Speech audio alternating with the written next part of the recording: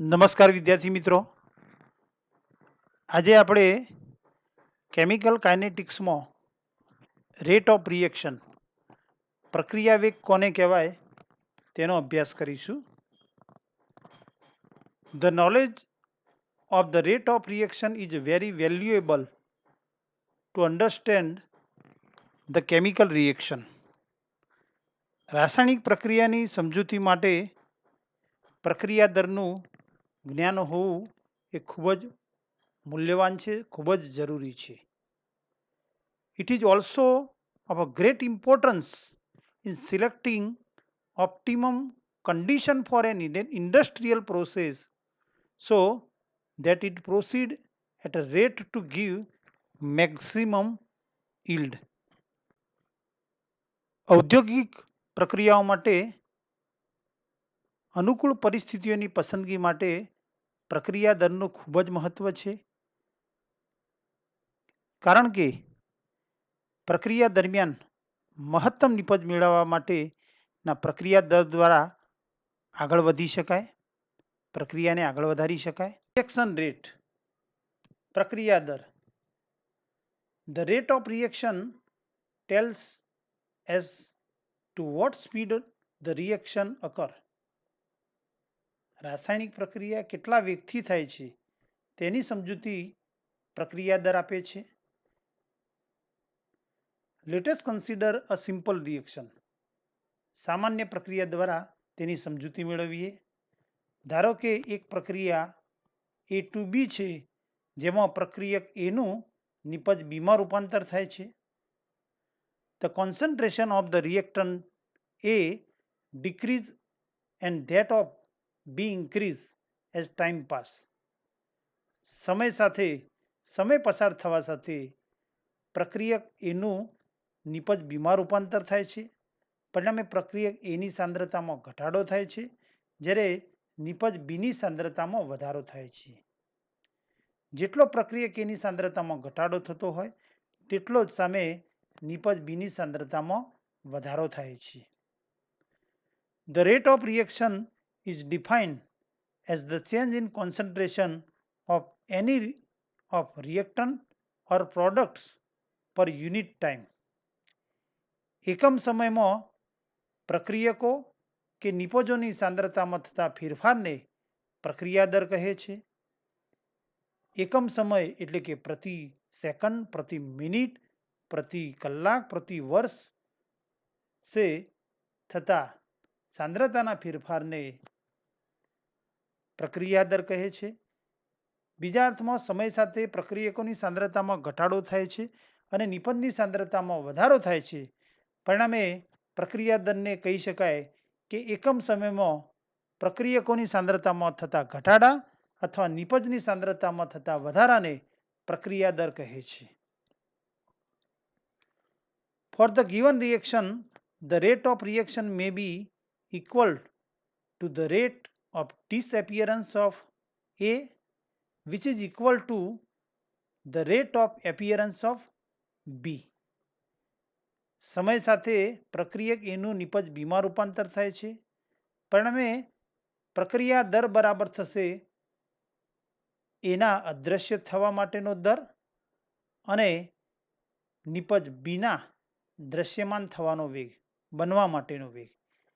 Thus, એટલે કે the rate of reaction is equal to rate of disappearance of A, પ્રક્રિયક એના અદ્રશ્ય થવા માટેનો દર, બરાબર rate of appearance of B, નિપજ B ના બનવા માટેનો વેગ. અથવા rate of reaction, પ્રક્રિયા દર બરાબર સમય સાથે પ્રક્રિયક એની સાંદ્રતામાં ઘટાડો થાય છે. દાખલા તરીકે dt સમયમાં પ્રક્રિયક એની સાંદ્રતામાં થતો ઘટાડો dA હોય તો -dA/dt થશે અને પ્રક્રિયક બીની સાંદ્રતા નિપજ બીની સાંદ્રતામાં થતો વધારો +dB/dt થશે. એટલે કે dt સમયમાં નિપજ બીની સાંદ્રતામાં dB જેટલો વધારો થાય છે. આમ પ્રક્રિયા દર બરાબર આપેલી પ્રક્રિયા A to B માટે minus dA by dt is equal to plus dB by dt થશે, વેર ચોરસ કૌંસ એ પ્રક્રિયકો અને નિપજોની મોલ પ્રતિ લિટરમાં સાંદ્રતા દર્શાવે છે, જ્યારે D એ અનંત અલ્પ સાંદ્રતામાં થતો ફેરફાર દર્શાવે છે, એટલે કે સાંદ્રતામાં થતો ફેરફાર દર્શાવે છે. Negative sign show the concentration of reactant A decrease. ઋણ નિશાની એ પ્રક્રિયક એની સાંદ્રતામાં થતો ઘટાડો દર્શાવે છે, whereas the positive sign indicate the increase in concentration of the product B, જ્યારે પ્લસ નિશાની એ નિપજ બીની સાંદ્રતામાં થતો વધારો દર્શાવે છે.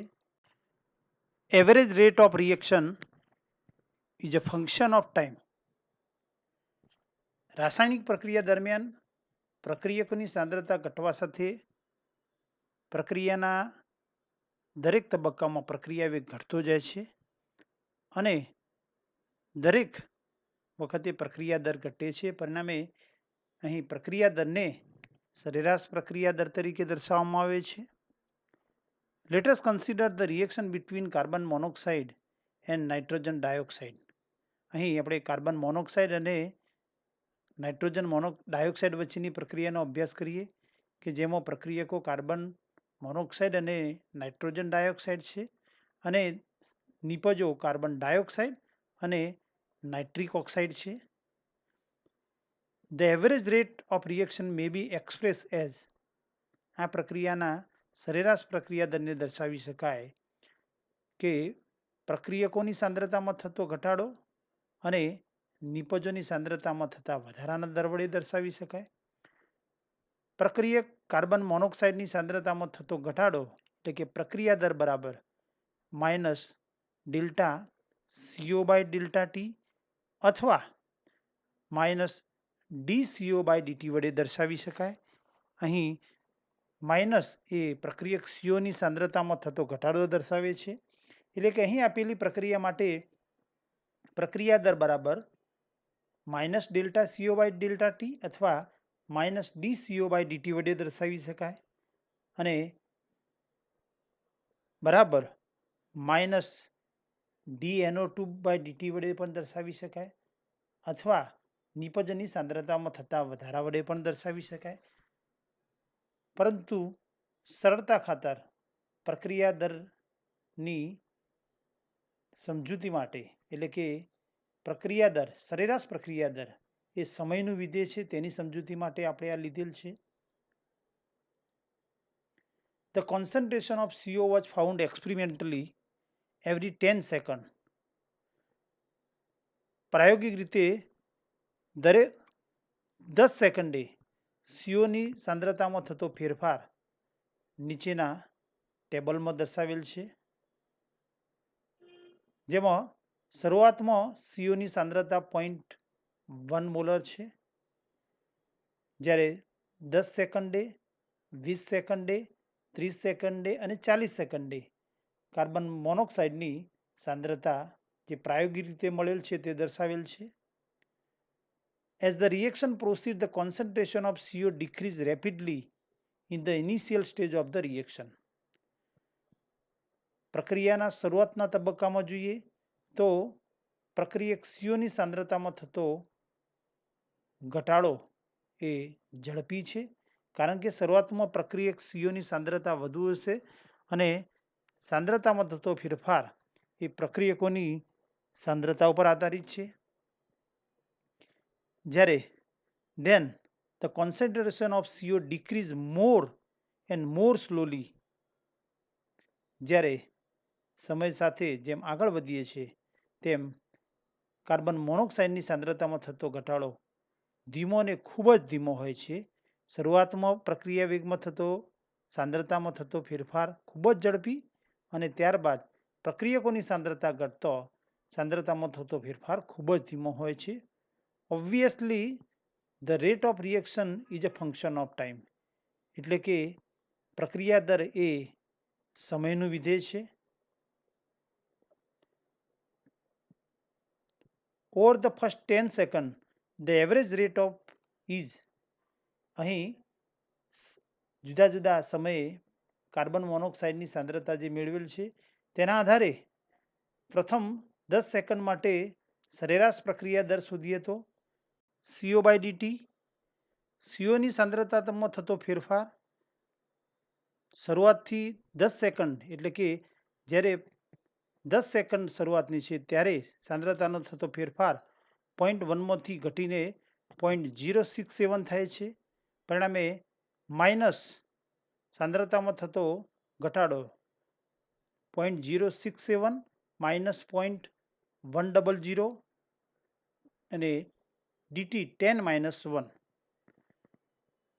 માઇનસ માઇનસ પ્લસ એટલે કે 0.100 માઇનસ 0.067 upon 10 અને અંશમાં રહેલા તફાવતનું મૂલ્ય આવશે 0.033 upon 10 અને ગુણોત્તર આવશે 0.0033 મોલ પર લિટર પર સેકન્ડ, એટલે કે પ્રતિ સેકન્ડે કાર્બન મોનોક્સાઇડની પ્રથમ 10 સેકન્ડમાં થતો સાંદ્રતાનો ફેરફાર એ 0.003 મોલ પર લિટર છે. In the time interval between 30 and 40 second, 30 અને 40 સેકન્ડ વચ્ચેના સમયગાળામાં થતો the average rate is much smaller, 30 અને 40 સેકન્ડ વચ્ચેના સમયગાળામાં સરેરાશ પ્રક્રિયા દર ખૂબ જ ધીમો છે, ખૂબ જ નાનો છે. માઇનસ dCO/dt 30 અને 40 સેકન્ડ વચ્ચેનો સરેરાશ પ્રક્રિયા દર શોધીએ તો 40 સેકન્ડે કાર્બન મોનોક્સાઇડની સાંદ્રતા 0.033 મોલ પર લિટર છે. પરિણામે માઇનસ 0.033, 30 સેકન્ડે સાંદ્રતા હતી 0.040, તેમાંથી ઘટીને 0.033 થયેલ છે.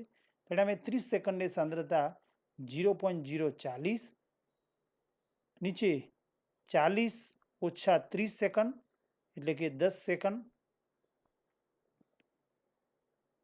માઇનસ 0.033 માઇનસ માઇનસ પ્લસ 0.040 એટલે કે 0.040 ઓછા 0.033 upon 10, અંશના તફાવતની કિંમત 0.007 અને છેદ 10 એટલે ગુણોત્તર આવશે 0.007 મોલ પર લિટર પર સેકન્ડ, એટલે કે શરૂઆતની 10 સેકન્ડમાં સાંદ્રતામાં થતો ફેરફાર સરેરાશ પ્રક્રિયા દર 0.033 મોલ પર લિટર પર સેકન્ડ છે, એટલે કે પ્રતિ સેકન્ડે સાંદ્રતામાં આટલો ફેરફાર થાય છે મોલ પર લિટર. જ્યારે છેલ્લા 10 સેકન્ડમાં 30 થી 40 સેકન્ડના અંતરાલમાં કાર્બન મોનોક્સાઇડની સાંદ્રતામાં પ્રતિ સેકન્ડ થતો ફેરફાર એ 0.0007 મોલ પર લિટર છે. આમ શરૂઆતમાં સાંદ્રતામાં થતો ફેરફાર વધુ, જ્યારે પ્રક્રિયાના અંતમાં પ્રક્રિયકોની કે નિપજોની સાંદ્રતામાં થતો ફેરફાર એ નહિવત હોય છે. The reaction indeed slowing down with time, અને પરિણામે સમય સાથે પ્રક્રિયાનો પ્રક્રિયા દર ઘટે છે. Thank you for watching.